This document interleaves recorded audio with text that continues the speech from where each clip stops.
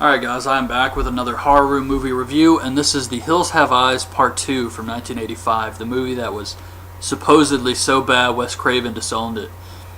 And after watching this movie, I don't really see why. I mean, it's not a bad movie. It was okay. The first one's definitely better, but I didn't think it was that bad of a movie. It's got its fair share of cheesy scenes and bad acting, but so did the first movie. So I don't really understand why he felt this movie was so bad he just had to disown it. But it starts off with the following is based on fact, just like Texas Chainsaw Massacre. And it gives us a little recap of what happened in the first movie. We see Bobby from the first movie talking to a psychiatrist, and he's telling him about what happened in the desert. And we get a flashback to Bobby and Brenda fighting Jupiter. And the psychiatrist tells Bobby that Jupiter's dead. He defeated the cannibals. It's all over. But Bobby's not sure about this, and he's got to go back through the desert. He has this motorcycle race team, and they have to make it to this big race because he's invented this super formula he wants to try and sell to a big gas company. So he's got to go back through the desert. He's just really nervous about this after everything he's been through, but the psychiatrist tells him it's going to be fine. And then we see one of his racers, Roy, who goes to sneak into his girlfriend Cass's house wearing a mask. He's going to try and scare her because she's blind. Nice guy. And Roy and Cass meet up with some of the other racers. And this girl, Rachel, tells Roy that Bobby's not feeling so good. And we see Bobby, he's freaking out. We get another flashback, and Rachel tells Bobby she will go in his place. And that was it for Bobby. So it was kind of just some cameo appearances here. It was cool they brought him back for this movie. But yeah, that's really it for Bobby.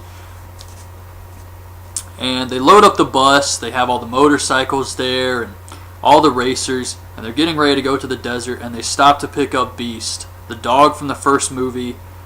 Well, not the same dog, because that dog would be old as crap by now. But yeah, Beast looks exactly the same, even though he was a full-grown dog in 1977. Here it is, 1985. Looks the same. Full of energy, can still kick ass, all of that, all these years later. And they're joking about what happened in the desert with Jupiter, and Rachel has a dream, so another flashback of Doug and Ruby killing Mars, and we see that Rachel is Ruby from the first movie. And they really build this up like it has all these survivors from the first movie, but it really doesn't. It's really just Ruby. I mean, Bobby had those cameo appearances, but that was it. It's really just Ruby. And they realize it's daylight savings time, and they have no chance to make it to the race unless they take a shortcut. So they decide to take this shortcut. Ruby allows this, and they have no idea where they're going. The bus starts to leak gas. They can't use the super formula though because it's like jet fuel or something. It'll blow the bus up. So they're running out of gas. They can't find a gas station, and they find this little mining area. So someone's watching them, and we see it's Pluto. And they start exploring the area looking for gas and joking around. Beast starts freaking out at something. They think it's just a raccoon though. I didn't know raccoons lived in the desert.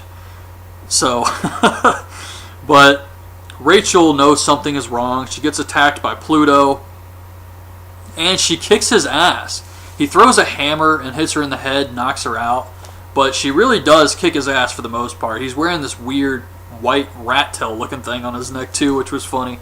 But he does end up knocking her out and runs off, and the others run up to help her, and she says her dead brothers come back, and he's after revenge, and they think she's crazy. She just hit her head too hard.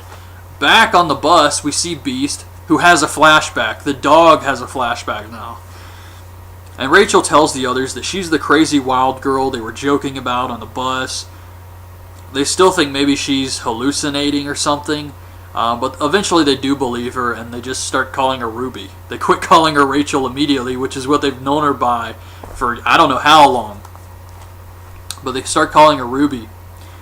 And then they find out one of the motorcycles is gone. Someone stole it. It's Pluto. He's riding off on this thing wearing a football helmet. It looked ridiculous. Roy and Harry suit up to go after him. Harry gets caught by this trap, this rope, across two rocks in the cliffs. And he's riding his motorcycle, and it knocks him off. And I'm just wondering, how in the hell did Pluto set this up so fast? I mean, why is this here? It would really only be effective for someone on a motorcycle. And it's not like he knew they had motorcycles. I mean, he was spying on them, yeah, but he just saw the bus. He didn't know they had motorcycles. And I don't think he knows what motocross is, so it's not like he read what was on the bus and said, oh my god, motorcycles, I'm going to set some traps for this. So it's just, and it was a new trap. That didn't really make sense to me. I mean, he's got a trap specifically designed to take someone off of a motorcycle for no reason at all. But Harry gets knocked off, and Roy's chasing after Pluto. Pluto wrecks, and Roy kicks his ass, grabs his knife, takes him as a prisoner. And Harry gets separated from him, so he's looking for Roy, and he comes across a booby trap. But after the rope trap, he's suspicious, so he doesn't fall for it, so someone just pushes a rock on top of him, crushes him, kills him. And Pluto tells Roy that he's not the only crazy out here, and the one he needs to watch out for is the Reaper. So that's the big villain for this movie. And Roy has him as his prisoner, and he sees Harry's body. And another cannibal, the Reaper, runs out. He's got a motorcycle. He rides off on Harry's bike, grabs Pluto, and Roy jumps on his bike to chase after him and ends up getting caught in a trap and knocked out. So the others are waiting for him to come back. It's night now. They find a generator, so they have a little bit of light at camp. And Rachel and Hawk decide to go look for Roy and Harry. Sue and Foster decide to go back to the bus so they can have sex. They tie Beast up outside. And Cass is waiting to hear back from Roy and Harry. And apparently, because she's blind, she has superpowers. I mean, she is like Daredevil in this movie, and they really play this up. That she can hear everything. She's got this sense of smell. And I know that when you lose one sense, the others increase. But this was ridiculous how much they played up in this movie. Like, seriously, she's like Daredevil. So Hawk and Ruby find Roy, or they find his bike, and they try to ride it, but Ruby falls off. And Hawk comes back to get her and gets harpooned. And then someone says, Ruby, gonna rip you up good. And then she just takes off running. So Jane and Cass find a shower, and Cass leaves so that Jane can take the first shower, and Foster shows up. He's watching Jane in the shower, and Sue shows up and gets pissed off at him. She takes off into the desert, so Foster chases after her in the bus, wasting what little bit of gas they have left, and of course the thing runs out of gas in the desert. And he gets out to look for her, and Ruby shows up. She tells him that Hawk is dead, and that they have to be careful to go get the others and tell them to prepare to leave. So Foster heads back to the bus, and he sees a hatchet on the ground, and Beast takes off running, and then someone pulls him underneath the bus. Like, you would think Beast would have known there was someone under the bus, but whatever. So he pulls Foster underneath the bus. That's the last we see of him. So Cass finds a secret tunnel disguised as a refrigerator, and Jane finds Foster's body in a closet with the hatchet in his head. The Reaper pops out and grabs her. This was a terrible death scene here. All he does is grab her, and then they have these terrible sound effects that are supposed to be her bones popping, but it was really, really bad. And then he attacks Sue and cuts her throat with a machete. Pluto attacks Ruby, and he tells her the Reaper is Papa Jupe's big brother, which doesn't really fit into the storyline. I mean, in the first movie, we find out from the old man that Jupiter is his son, who he bashed in the face with a tire iron and left him out in the desert to die. So how in the hell is the Reaper his brother? It doesn't really fit. But he says that the Reaper saved him, and now they run the desert together. So really the only crazies in this movie are Pluto and the Reaper. And Ruby tells him that if he kills her, Beast will get really pissed. And Beast shows up and scares Pluto off. And while he's chasing Pluto, the Reaper shows up, and he catches Ruby in a trap and knocks her out. Actually, now that I think about it, he kills her. She falls and hits her head in a rock, so I assume he just knocked her out, but we never see her again. So this actually kills Ruby. Pretty lame. Beast wakes up Roy, who's just been lying there this whole time, and Pluto shows up and Beast pushes him off the cliff. Cass knows something is wrong, and she's wandering around forever. I mean, seriously, she wanders around this mining area for like 5 minutes. And then the Reaper jumps through a window in the ceiling. His foot gets stuck. And she escapes into the tunnel behind the refrigerator. She feels the faces of all these bodies and realizes all her friends are dead. And she waits for the Reaper. And when he shows up, she bashes him in the face with this bottle of alcohol or something. So now he's blind too. And she climbs this rope to try and escape the mine shaft. And Roy shows up to pull her out. And then he cuts the rope so the Reaper's stuck down there. And then they decide to build this really elaborate trap while the Reaper is stuck trying to get out of the mine shaft. So they're trying to build this whole trap.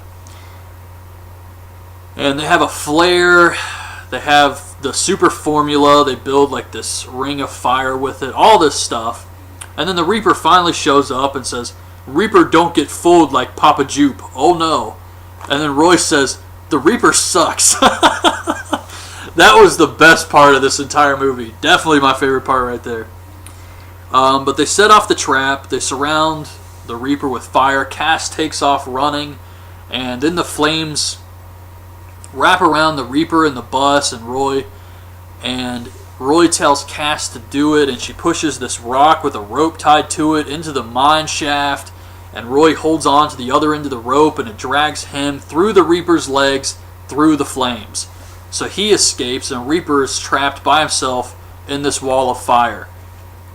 Why the Reaper didn't just run through the flames is beyond me. I don't understand that. This is something not just in The Hills Have Eyes Part 2, but in a lot of movies when the villain gets trapped in flames. Why not just run through it really quick? I mean, Roy just did it. You saw that. So why not just run? I mean, the flames just now showed up, so it's not like they've been sitting there and it's really hot or something, or they're really high. He could easily run and just jump over this. But I hate it when they do that. If it was me, I would definitely just charge through the fire. I mean, who wouldn't?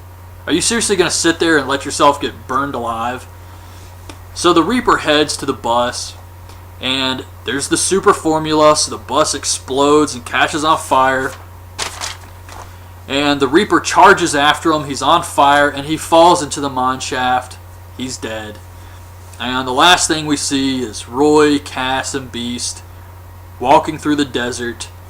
And that was the end of the movie. I mean, Bobby's going to love hearing about their experience in the desert. He's going to be really afraid now.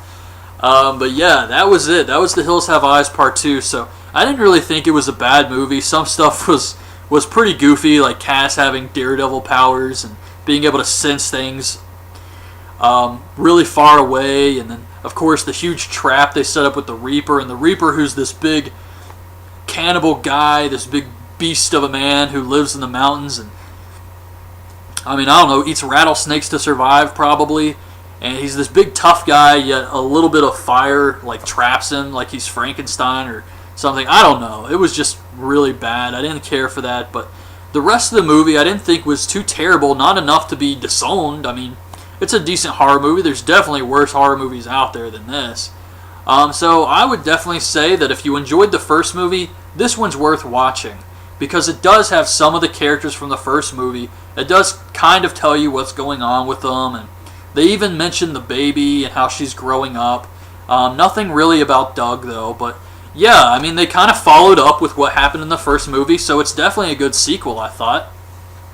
But the next movie in this series is The Hills Have Eyes Part 3, which has nothing to do with the first two movies. So I'm curious to see what they did with that one. But anyways, that's my review of The Hills Have Eyes Part 2. Hope you guys liked the video. Leave your thoughts on this movie in the comments, and thanks for watching. Bye.